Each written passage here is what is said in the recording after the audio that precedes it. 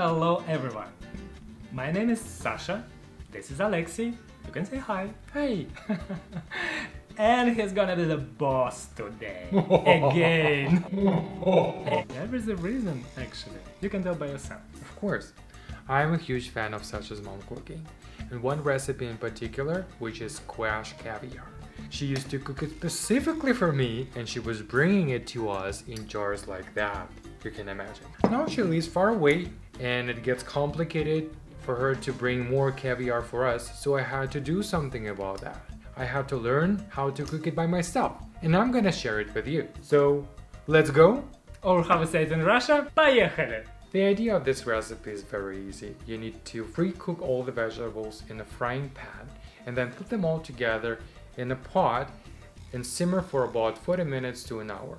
You don't want to skip the frying pan step. This way, every vegetable, when cooked in a frying pan, acquires its own taste, and when you simmer them all together in a pot, they start to play all together very nicely. The main ingredient of this dish is this vegetable. In Russian, we call it кабачки. In English, as far as I know, they're called vegetable marrow. Personally, I had some difficulties finding these in Canada. However, if you don't find these, you can use zucchini, squash. It's perfectly fine. You need to peel the skin off the zucchinis or vegetable marrows, whichever you have. Cut the parts that you don't want. We call in Russian popki.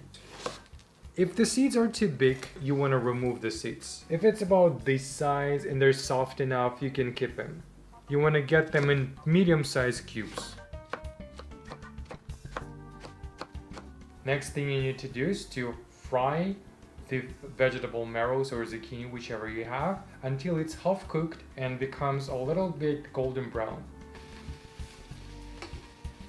If your frying pan doesn't fit all the vegetables at the same time, you don't want to crowd them. If you put them all together and it's gonna be too much, they're gonna just, a lot of liquid will come out of them and they will just boil. You don't want that, you want them to fry. Look what I can do.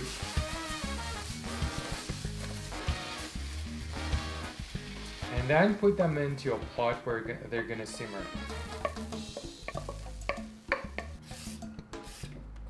While кабачки are cooking, you want to cut the carrots into little cubes and cook the carrots as well for several minutes until it is half cooked.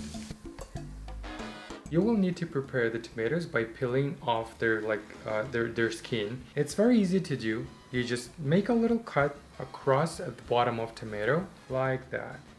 Once you cut their skin, put them into the water that has just boiled for a couple of minutes. So the cuts would be covered just for a couple of minutes.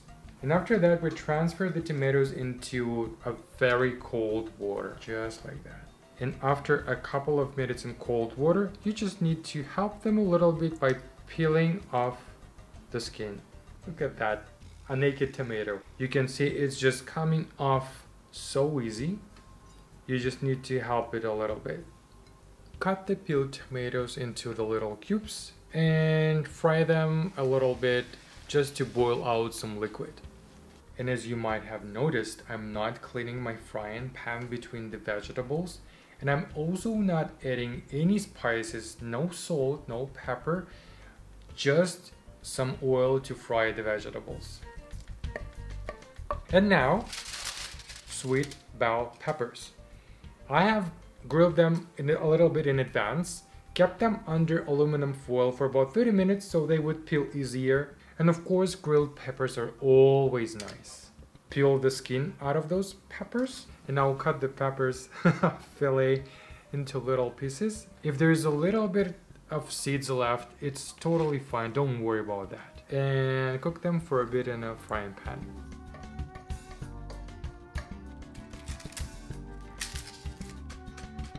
Garlic and onion we chop and we can fry together for several minutes.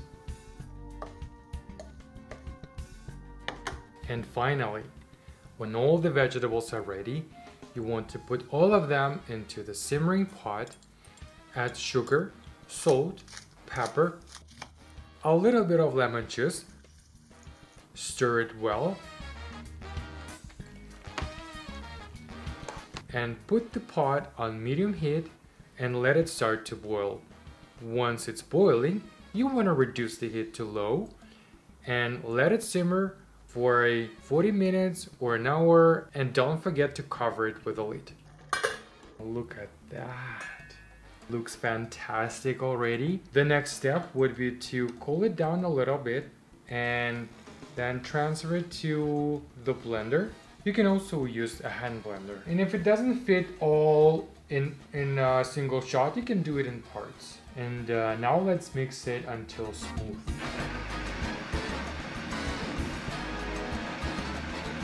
Now you want to transfer that back into the pot. Try it first, and if you need a little bit more salt or pepper, add a little bit more. And we are almost done. The last step is to put the pot back on medium heat to make it boil.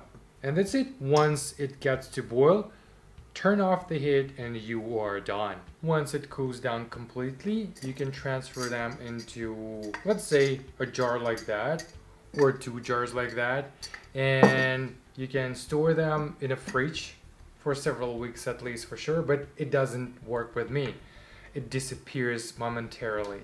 Definitely, you can start eating it right now. For sure, you need to try. But it's better to wait until tomorrow, because overnight, all the flavors and all the aromas are gonna settle and mix together, and it's gonna be so delicious tomorrow.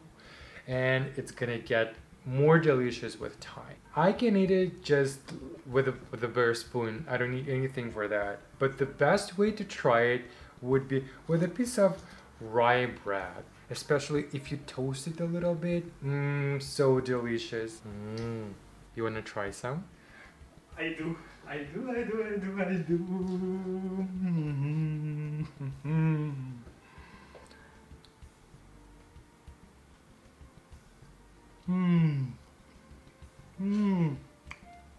It's so good.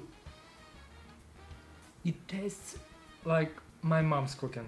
And it reminds me how I miss her. Say hi to mom. Hi mom. Hi mom. It's so good. I know. I want to try it too. So delicious. And it smells amazing. Where's the jar? You can use a spoon as usual. Do we have a bigger spoon? You can find the list of ingredients below the video there. Don't forget about your likes. Subscribe, leave your comments, and enjoy the recipe. See you soon. Bye bye. Or how we say it in Russia. Пока-пока.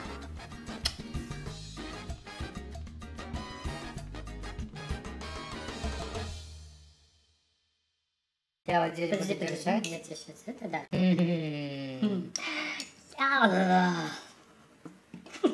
Бумеранг, что ли, делаешь? Давай сюда. Давай. Еще раз.